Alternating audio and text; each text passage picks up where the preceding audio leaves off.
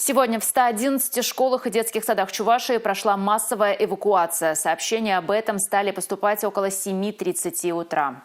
Детей выводили из зданий, на месте работали полицейские, медики и пожарные. На время проверки зданий ребят и сотрудников разместили в ближайших образовательных учреждениях.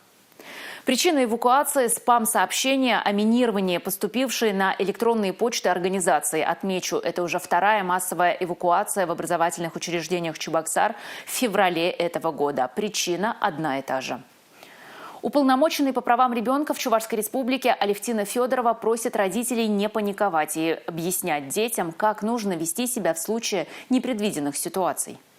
Конечно, выводят детей из образовательного учреждения, их направляют в близлежащее учреждение, здание учреждения, где их ждут. И поэтому здесь не должно быть никакой паники, поэтому здесь не должны быть какие-то различные разговоры о том, что дети в этом случае пострадают. Я хочу уверить, что на самом деле вся работа ведется на должном уровне.